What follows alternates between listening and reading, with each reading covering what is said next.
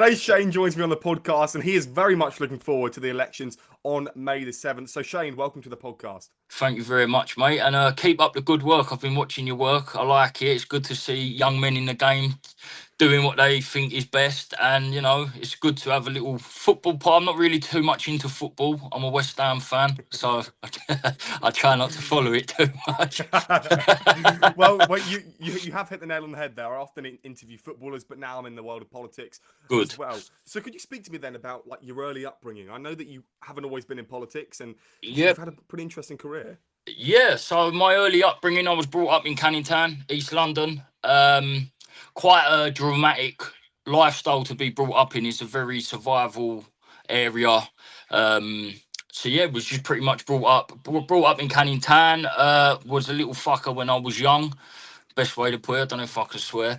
And basically, life had its way with me. God pulled me away from the streets and things like that, and He put me through another survival kind of lifestyle. I had cancer at a young age of 19, which actually stemmed from basically I was born with a heart defect called Wolff Parkinson White, and it's an extra circuit in your heart. And what used to happen is that circuit used to backfire, used to collapse. So I ended up having a major heart operation at the age of 19. I had that 2014 to 2012. That would have been around then. So I had a heart attack, I had a major heart operation, and the side effects to that was having blood cancer, which I've got. I've got stage 3B blood cancer. I had 6 months of chemotherapy, and that sort of gives me pretty much a wake-up call about life. And there's a lot more to life than just roaming around and not doing well for yourself. Unfortunately, a year after that, I was engaged to somebody who had her own illness, cystic fibrosis, and she passed away. So again, I spent quite a lot of my young life going through trauma, having to rework on myself. And it led me into a life of going out raving. I started going out raving to kind of get me away from the traumatic life that I was involved in. And by doing that and going down that route, it was actually worked out very well for me, because I ended up becoming a DJ. I ended up, from being out raving to going Ibiza to all places across the world, going out partying, it then became an official job. So I went to Malta, I DJ'd in four venues in Malta, DJ'd across all of the clubs in London, my favourite clubs. I got to DJ with some of my favourite DJs. I graduated from the Pete Tong Academy. So I was actually taught by some people. I say taught. I learned a good few stuff. I was already taught by them, but I learned a few good few stuff after that, by Pete Tong, Cole Cox, Jamie Jones, some of the biggest DJs in the world. So that was kind of basically my early upbringing of careers that was outside of an actual working career. I done 10 years in security from 18, which basically came short when I had cancer, but after I beat cancer, I went straight back into work against what the doctors advised me to do. I just couldn't sit at home any longer. I wanted to be back at work. So I've done 10 years in the security industry. I've done 6 years at Arsenal Football Club, which is a bit interesting for you. I was part of the stadium management team that worked alongside counterterrorism and just the safety of children and women around the stadium. And then ended up in a bit of a legal battle with them due to COVID and a few other stuff, and my DJ career taken off, which my DJ career actually took off from COVID. I can't say too much, but there was a lot of illegal parties that was going on in London still that I was a part of, and keeping the young generation active and happy during the pandemic. Not everyone agreed with being locked indoors. Some people still wanted a rave to go to, so we had a big playing part of that. And I wasn't allowed to work during COVID because obviously I had previously had cancer. Matt Hancock took it upon himself to send a letter to my house without doing any health checks to see if I was able to work. He just deemed me unfit to work and I wasn't allowed to work. So it worked out well, because that's when that DJ career took off. So and then after that, after the legal battle that I went through, I ended up back on a building site, working with steel work and other things like that. So yeah, that is my whole career in one short answer for you. Well, no, and it's a really interesting one that you started off, and I'm really sorry to hear about your cancer diagnosis, but it's really important that we talk about that and try and build on Yeah, into the future. Do you think that really helped you then, and understand that life is so precious, and what you've gone listen, on to do since then? that was the best thing that could have ever happened to me. And I'm saying that as somebody who has literally been through it. I mean, I ended up in ICU. I ended up near enough dead. And, it was the best thing that could have ever happened to me because it showed me about life at a young age. I mean, when I lost my fiance, who I was due to get married to as well the year after, as you can imagine, I've just gone through two of the biggest things you could ever go through in life. And majority of people go through them things at life at the age of 60. You might lose your partner to cancer, or you end up getting cancer yourself. That doesn't really happen to a young 20-year-old man. So that gave me a perspective of an older person at the young age of 20. It taught me what life is really about, what really matters in life. It taught me a lot about myself. I sat with myself. I had to go through trauma support. A lot of that trauma support I done on my own, like going raving. Raving was my trauma support. I mean, going out, raving and listening to music and meeting friends, that was my support network. And being in an environment like a rave and being around loving people and people that just, young people who are happy, they just want to enjoy life, really showed me as well why I was going through times that I probably wanted to kill myself, because there was a lot of times that I didn't want to live anymore. That's the sad case of it. I didn't want to live anymore because I just suffered too much trauma. And being around people who were just living life and being happy showed me the other aspect of what trauma is. There is life at the end of the tunnel, there is happiness, and that's what it basically really taught me about myself. That you can pull yourself out of any bad situation. You're entitled to feel depressed. You're entitled to be in a place, and life has a yin and yang effect. In life, you have, put it this way, you have male and female, you have light and dark, you have the moon, you have the sun, you have up, you have down. Everything has a counterbalance. When you go through something that's traumatic and you are in a very bad state of your life, that you're living in a dark time, you need to find light. That is the only way that you can find a balance in your life. So for me, it was going out raving. I found the light at the end of the tunnel, going out raving. That brought me into a centre where I was able to escape my reality of living in dark times and trauma.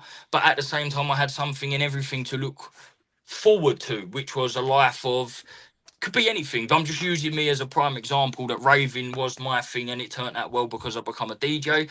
But all of this stuff played a massive part in my life and shaping me to who I am now. And I'm forever thankful for getting to experience all of that. As hard as it was, I'm the happiest man in the world right now. I'm engaged again. I've got two beautiful children. When I had cancer, I had to do things like freeze sperm. Now you can imagine, as a 20-year-old man, having to go and do things like that and go to an hospital and freeze your sperm because you might not be able to have a future, has a very psychological effect on your brain. And then to see me 10 years later, past all this stuff, to now I had children, didn't have to use none of the frozen sperm. They can keep that. It takes too long to defrost it. But you see what I'm saying? It shows you that, look, if I can do this and I can come through all of this stuff and look at where I am now, I would like the whole of the young generation to see that life, no matter what you're going through in life, that's not your final destination. That's just the destination of where you are now. And only you can take yourself to the destination that you want to go to. So yes, it all played a massive part in my life, and I'm majorly happy that I went through it all. I went through the cancer, I went through it all. I'm happy. I'm generally, I love the fact that I did. You mentioned Matt Hancock there, obviously a former Conservative politician. Yeah. Have you always been interested in politics, and what party have you aligned yourself with over the years? I'll be honest with you, I can't stand politics. I have never in my life been involved in politics. I kind of followed it. And me being truthful, I look at all of these people that are involved in politics, and I've always looked at and gone, you know what? None of these people represent me. None of these people represent me. I haven't seen a man from Canning Town stand up and, speak on just a normal worker's behalf. I haven't seen anybody that speaks about the youth and what the youth needs. I haven't. These people come from very rich backgrounds, and they're brought up involved in politics. They go to places like Eton Manor and things like that, and they're just simply out of touch from what is actually going on in some of these places, like in London. If I did align myself with anyone, I would have aligned myself with the Conservative Party. Pretty much because me and my family have always been working class. Now I know Labour's supposed to be for the working class, but it generally hasn't been for the last, I don't know, 55 years that they've been involved in Newham. They haven't actually been for the working class. They've been more for people that don't work, that claim benefits and things like that. So we're kind of in the middle with my family. We're a working class family from Canning Town and East London. We've always worked. I mean, my daddy has got a very good job. He's a director for a security company. So my mum's always worked. She's always worked in her own private businesses. She's a healer, for a Reiki healer, a spiritual healer. She sells crystals and things like that. So we come from a working class background. So the only party that has ever really helped us in that way has been the Conservative Party. So in Newham, it's always been Labour for the last 55 years, and we've never voted Labour. We have never voted Labour. So I would align myself with the Conservative Party. That's who I would align with over the time. However, now we have new parties. We've got Reform, we've got Restore, and yeah. Me personally, now Restore is the answer. Well, I suppose then in London it's incredibly hard to be voting for the other party because Labour have been dominating in London Yeah. in for years. The Green Party are now also starting to dominate, and I suppose you being an independent candidate but more aligned with Restore, what is it like to see the rise of the Green Party? Are you fearful of what that holds? Listen, do you know what the Green Party used to represent? I sat there and I used to think, like, do you know what? They seem like all right people. They are for all of humanity, which I get classed as far right when really and truly I'm for all of humanity. There's just certain things I don't agree with. However, with the Green Party, I feel like there's too many different interests involved in that. So you've got obviously trans rights that are involved in it, LGBTQ involved in it. You've got obviously the Palestine stuff involved in it, Black Lives Matter and all of that. Now, all of these things are great things in their own little, sectors. What I feel like with the Green Party is they brought all of this stuff involved and they haven't actually thought about what they're actually doing. Now, pro-Palestine and Muslims, they don't believe in transgenderism, and they're not very acceptable of the LGBTQ community. That's not what I'm saying. That's just a factual thing. Now, you don't see many transgenders in Palestine or in any other 49 Muslim countries across the world. You just simply don't get it. So my question is to the Green Party, why are they so aligned with each other's sectors or whatever you want to call it? Why are they so aligned with each other's when they don't, their beliefs don't actually match each other's beliefs? They don't. So this is my point of, since Zach's been involved, legalizing crack and heroin, I do not agree with at all. I can see what they're saying about other countries. Remember, I'm a raver, right? I am a raver, a DJ. So I am a bit more tolerant when it comes to drugs and things like that. And yes, I do believe that there should be some sort of safety that is brought into things like rave scenes where people can get their drugs tested and be told, if that's not the drug you think you're buying, you should be told. And all of this stuff should be available to the young people, because at the end of the day, you're never going to stop the young generation from growing up, from wanting to experience things. And I generally believe everybody is entitled to experience whatever they want. Doesn't mean it's wrong or right. What I think is wrong and what you think is wrong is going to be two different things. Experiences everybody isn't entitled to. However, legalizing crack and heroin is a bit extreme.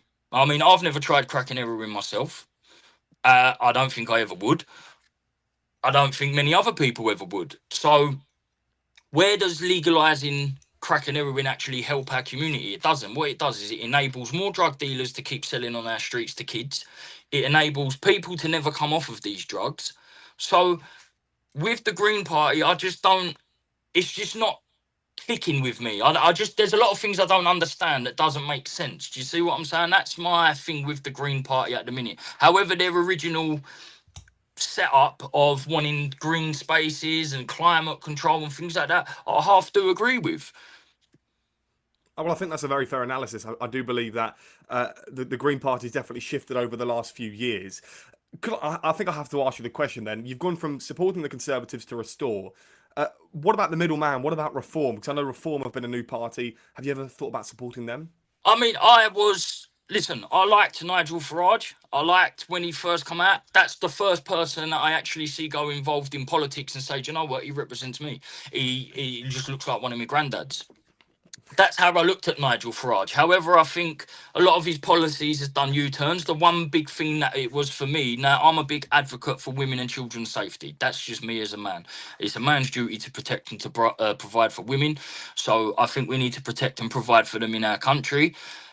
When the grooming scandal happened, Nigel Farage came out openly and said that he would be the first person that investigated in it, and he just didn't. So for me, that was a U-turn that he done.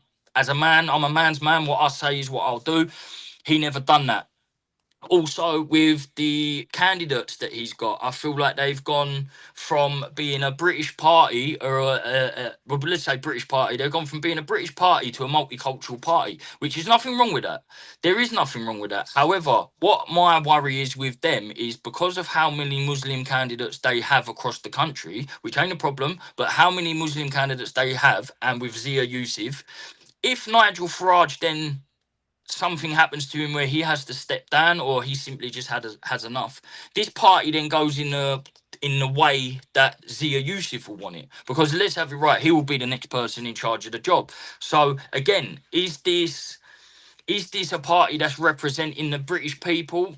I personally don't think so. However, with Restore not being set up in all of their constituencies yet, I see Reform as a vehicle to pull us away from Labour, to pull us away from all the other parties, and kind of get us on the road to the destination where we want to be. I just, I don't know. I'm stuck with all of them at the minute. If you wanted my honest opinion, I'd say the best party to go for, other than Reform, would be the Conservatives, and they're the people that messed the country up. But they are a party that has always been for the business people. So as a business-minded person, I think Conservatives done a lot better than what Labour done. So I don't know. Reform's a brand new party that have we don't know how they're gonna. We don't know. We've never had them in. I just simply don't know. It's hard to navigate through a world where everyone says that they're correct, I suppose. We haven't got too long left, and I've got loads to ask you. But when you decided to run, when did you decide to run, and how did you tell your family? Right. So basically, this is the God's honest truth. Rupert announced Restore. The next day, I looked into it and I said, I am running as an independent, with the hope that Restore see that my values and their values align. And, I was kind of hoping that Restore would have been set up before this election, but he made the right decision. He made the right decision to not stand everybody everywhere and just basically focus on Great Yarmouth and build a party from its core strength and values in its home ground, which is another thing that I really generally think that's a brilliant way of thinking. That this man is our next prime minister.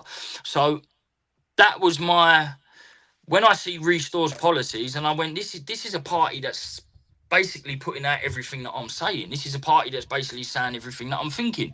And in my eyes, I just see it as common sense. This is what every person across the country, England, Wales, Scotland, Ireland, we are all thinking with the same stuff. We're all thinking with the same common sense. We want our women and children protected. We want a fair place for everyone. We want our children to be able to grow up in an area that's safe and prosperous for them to, have a fantastic life. We've had our life already, and we've had 33 years I've been alive. We have had a fantastic 33 years. Even with multiculturalism and things like that, it's always worked. It's always worked. It doesn't work now. And the reason why it doesn't work now is because of illegal immigration and the fact that the people that are inside our politics are putting themselves first and not putting the native British people first. So when Rupert come around, this is go time now. And I kind of didn't tell my family. I'm one of these people. I will just announce something and then I will fly with it. And that's kind of what I did. A lot of people didn't believe in me at first. A lot of people just thought I was having a moment of madness. I actually did get called mad. I actually got called mad. Someone actually said to me, I think you need to get help. You're losing the plot. And I said, we will see.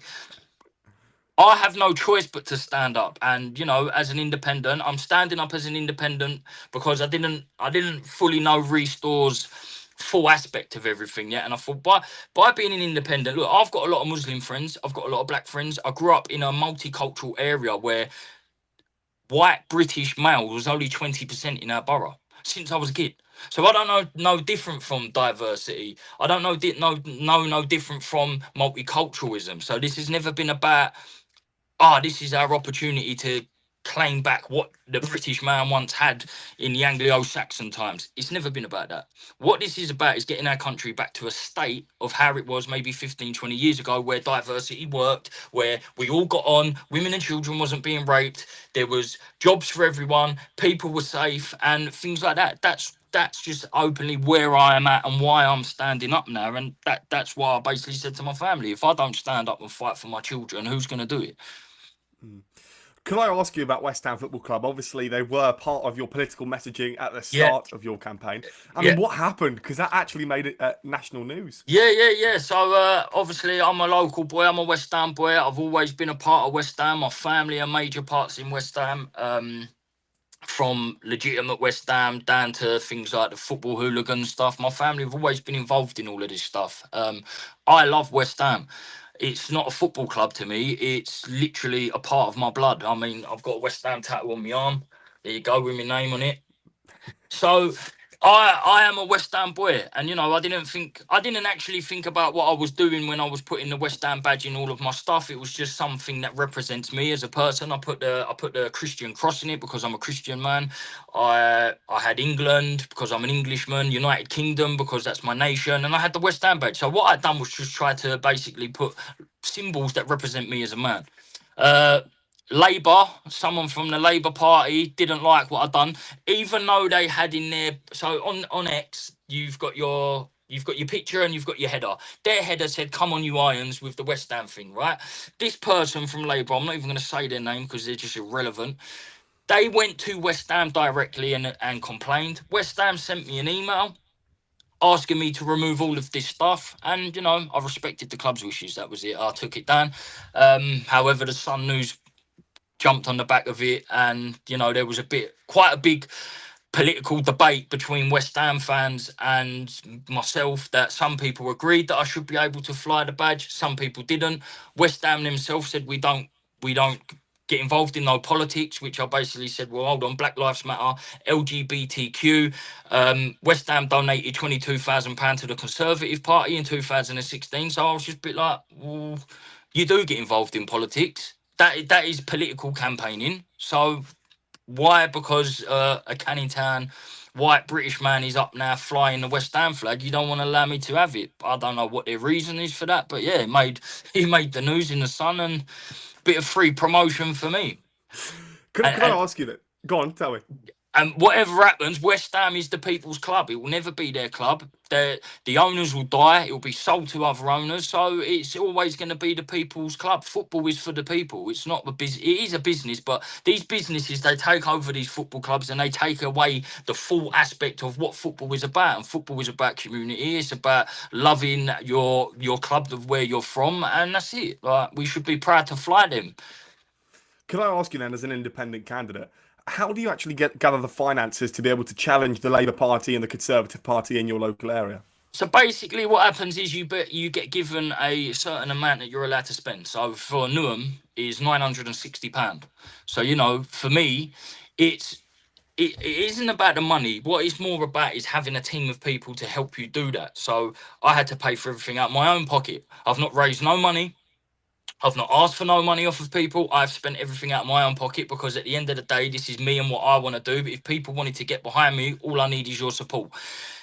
You need a big political campaign machine for people to be delivering leaflets, door knocking. You really need a team. I've done everything on my own. out of my own pocket, on my own. I've been out on the street. So maybe my political campaign ain't going to be as big as what theirs is because they've got more numbers, they've got more people. I've seen cars driving around with big, Newham Independent Party written on the side of their car and things like that. So I'm up against a political campaign machine, and I'm just literally asking if people want change in this area and they want somebody who is a white English man that represents the whole community, not just white English people. I represent my community. If people want to get behind me, then that's down for them to get behind me. But yeah, there's not a big budget spending that you have. It's Labour have built themselves over how many years they've been a party, so it's always going to be a little bit easier. £960 for them is an easy spend because they're already an established party. Again, alongside you building this campaign, the finances, but also the policies, I know a lot of people are quite confused over what local government is compared to your local MP because the job are very different. Yeah. But you have been focusing on some national issues like immigration and national security. Yeah. But you are also trying to focus on specifics in your local area. So how hard have you found the balance? Because I know it's really difficult to not speak about certain things. It's easy. And I'll tell you why it's easy. What's going on a national level hits boroughs like Newham first. Newham has always suffered the most from asylum seekers to illegal migrants. We've got over 1,000 HMOs in Newham. Over 1,000 HMOs. If I walked outside this door right now, there's a HMO on the right-hand side. There's another HMO around the corner by the school. Newham is a borough of sanctuary. So what happens is with that, over £150 million of our taxpayers' money gets put into this sanctuary package to allow asylum seekers to come in. Now, I'm not saying there's anything wrong with asylum seekers, but what I'm saying is it becomes a place of, replacing the already majority that were there. East London is known for going through two world wars. It's known for West Ham. It's known for the Cray twins. It's known for, a very cultural of Cockney British people. Now, what happens? Is it fair that gets replaced by, people that don't know nothing about our history, don't know nothing about our heritage, and they're not going to teach our history and heritage to anyone else? So we've got since 2018, there's been 200,000 small boats that have crossed the channel. In Newham alone, last year we had 4,100 new asylum seekers come into our borough. This year already we're at 3,900. So, just from 2025 to now, that's over nearly 9,000 new asylum seekers that get put in. And it affects our borough because I know plenty of women and children that I'm working with right now who are homeless. They're sleeping on sofas in their mum's house because there's no housing. But there is housing. Now, me, as working on the construction industry, I've pretty much built a lot of Newham. Doing my steel work, we've done a whole project over Silvertown called Royal Wolf. Fitted every single balcony you can see across there. There's over 10,000 new apartments. And, our women and children are still homeless. So me coming into standing up as an independent and speaking on this stuff that's a national inquiry, I have to, because the reason why I'm standing up is to protect women and children, is to protect our culture and heritage, which its number one fundamental problem is coming from, what's coming in from Dover, what's coming in from Ramsgate. And it's easy because my whole campaign is based around this stuff. It's based around the protection of women and children. It's based around all things like that. Like, I can tell you, sexual offences in Newham, I've got them all written here. Sexual offences in Newham alone has been about 5,000. 5,000 rapes alone in Newham last year. Yeah. And when you add that up to sexual assaults and catcalling, it then comes up to 12,000 people, 12,000 incidents across from 2025 to 2026. So this is why I stood up. I don't care about politics. I don't care about the little things like keeping the streets clean and stuff like that. I care about the vulnerability of our women and children who are in danger. I've got 2 young daughters. I do not feel comfortable as a man being at work and my daughter's walking to school, or my fiance walking to the shop to go and get milk and bread. I don't feel comfortable with my nan walking down the street to go and get stamps from the post office. It's a simple case that our women and children are in danger, and it's a national problem, but the main problem, it affects boroughs like Newham first. Our knife crime, our gun crime is skyrocketing. You go and do any statistic on Newham and you will see Newham is one of the worst boroughs in England. Now, I'm trying to understand why. What is causing this? Because when you actually look at the statistics, the official statistics, this isn't all white British or black British or Asian British people that are doing this. This is coming from what is being brought into our country, which is illegal immigration or asylum. We've had over 100,000 new asylum claims in the last year. Now, and I'm not saying all asylum seekers are bad. We need immigration. Every country needs immigration. They bring good things over. They work. They help the environment. They help the economy. That is what migration is about. And what you've got now is you've got people that are coming over. They don't want to work. They don't want to do none of this. They hate England. They hate Britain. They come here. They think that the women and children are entitled to them. And when I say children, I mean young 14-year-old girls that are prime targets now. This isn't me just going, oh yeah, this is the problem. I'm speaking off of factual statistics that are out there in the public's interest that anybody can pick up them statistics and they can look at. And I looked at that and I went, something needs to be done about this. I know the issue. I know the problem. I know how to fix this. Let me stand up. Let me speak my truth. And I've had nothing but, I've been labelled far right. I've been labelled racist. You walk outside this my house and you walk around my area and you ask anyone who's grown up with me, a black man, a Muslim man, if I'm a racist, and they will tell you he's done nothing but help us in the past. And I have. My problem now is dealing with the problem that is going on right now. And the biggest problem in our country is the safety of women and children. That is why I've stood up, and that is why I speak on a national scale and I speak on an independent scale with Newham, because that is the issue. That is Newham's issue. Our highest crime rate is sexual offences. Mm. Factual. Mm. And look, I completely understand you, and I hope that the government and the parliament can understand this to a better extent. I mean, maybe you're in the same boat as me, that we both agree that parliament often plays party politics and tries to get beat Yeah, around the so bush it's when ridiculous. there's Just big issues. just get them, sit in a room with everyone Mm. and get the issues solved. Let's not complain about the left or the right. Let's not complain about party politics. Let's get the issues solved that the whole of the country want to speak about. 70% of this country want the boats stopped. 70% of this country, 80%, 90% want women and children safe. If you don't want a woman and a child safe, what is wrong with you? That's how I look at it. I don't care what colour woman you are. I don't care what religion you are. Let's just keep our women and children safe in our country, which at the minute they're not safe. So why can't we put our differences aside? The problem is because of parties like Labour and parties like the Green Party, they want open border policies. So how are we ever gonna? Do you see what I mean? How are we ever going to sit down around a table and say, well, these are the issues that are actually affecting our country. Let's stop it. They don't want to stop it because they don't see that there is an issue. They're looking at it from a different point of view, that they're going to get more votes, or, there's going to be more money in the economy. Listen, the economy is completely fucked. We now spend out more as a country than we earn. So again, what's the issue? Why? Let's speak about why. Let's speak about the British Empire, one of the greatest empires in the whole of the world, that has done so much for so many countries and was one of the richest countries in the world. Why now are we struggling? It shouldn't be about politics. It should be about, well, let's fix things. Us as British English people, our number one thing that we like doing is fixing things.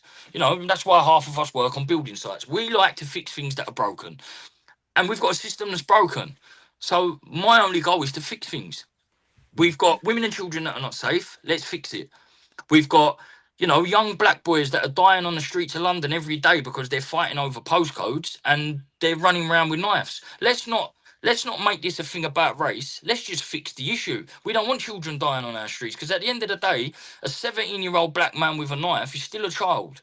So I look at him and I think, well, we don't want these kids growing up like that. Some of these kids, especially from the black community, they are so talented. They are so talented when they do their music and they do, other things like that. A lot of them sell watches. These people are smart people. Now they're going to waste their life running around the streets of London using knives when they could be putting that, they can be putting their music, they can be putting their what's the word?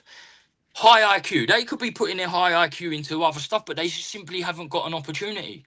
There's nothing that's being built. Why do we not have no studios in our local boroughs that get these kids off the streets and into the studio so they can make music? Why have we got none of this stuff? There's just simply nothing.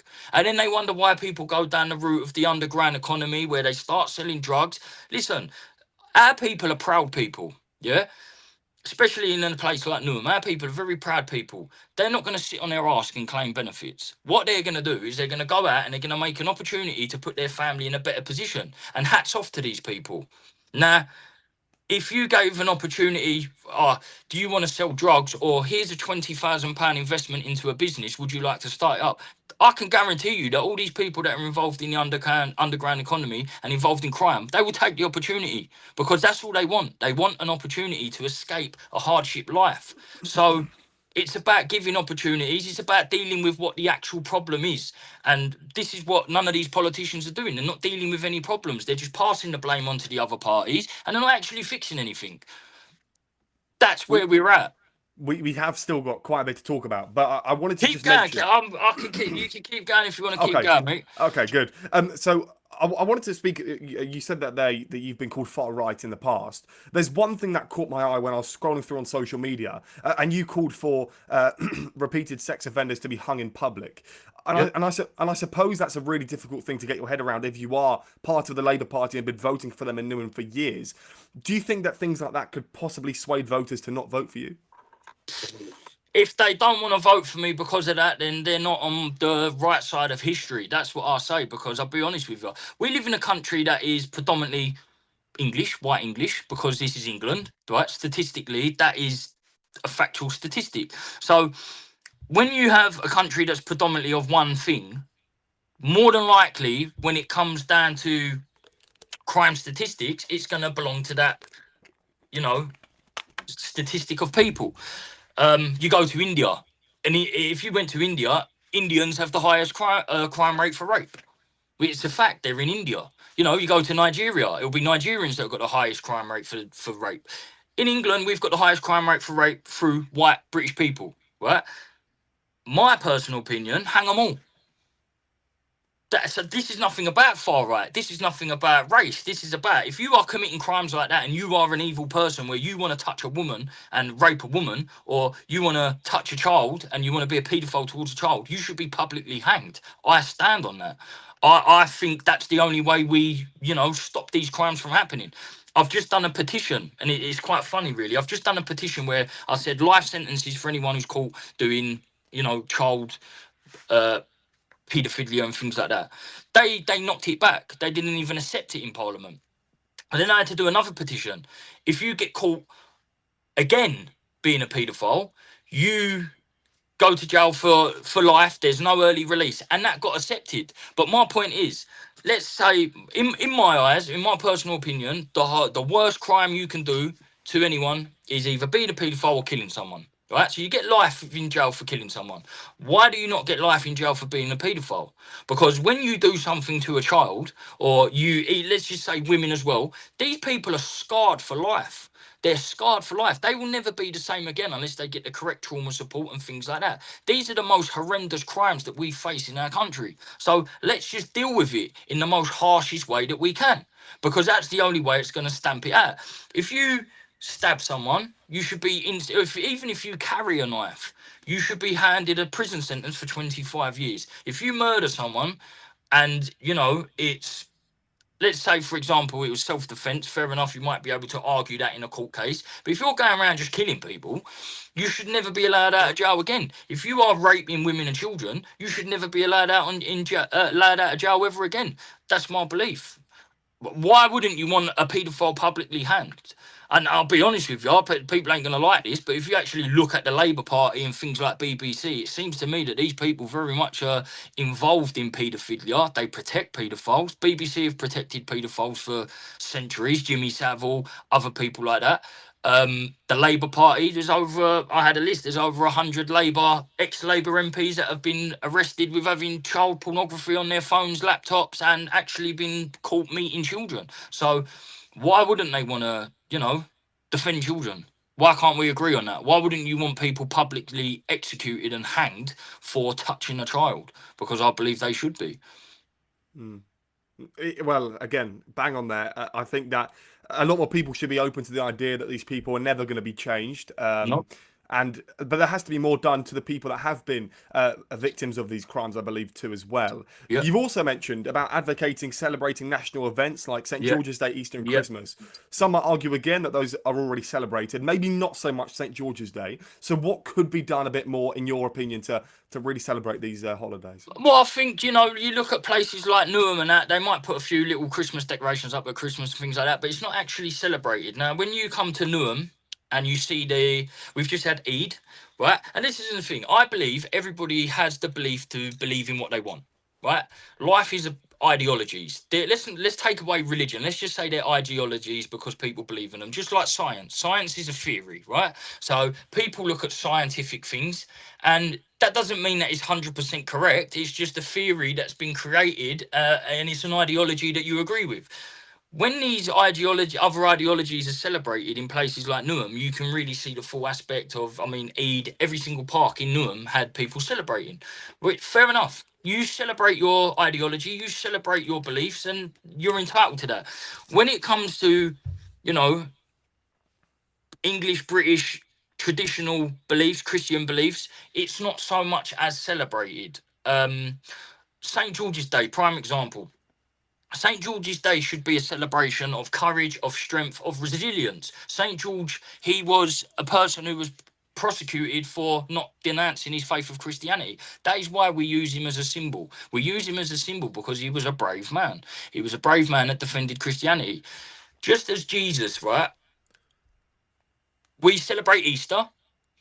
It's a massive thing. We celebrate Christmas and we celebrate Easter. But I generally believe we should celebrate St. George's Day in the same light and the same aspect as Easter and Christmas. He's as important as Jesus was. That's how I look at it. I just think there could be a lot more done. We could, St. George parties. We should have a once a year party. I had two last year. I done a massive speech for St. George's Day outside Downing Street with over 4,000 people. Our public want to come out and celebrate this stuff. There should be stages set up everywhere. There should be, people celebrating this stuff. It's part of our culture. It's part of our heritage. We should have more, backing, should I say. We should have more funding. We should have more opportunity. I tried to put a St. George's party on. I couldn't get nowhere. The council wouldn't give me nowhere. And when they did offer me, they said to me £5,000. Why am I paying £5,000 out of my own money to set up a St. George's Day? I'm not St. George, you know what I mean? I'm doing this for everyone to celebrate. The council should be funding that themselves to do that. Do you know what I mean?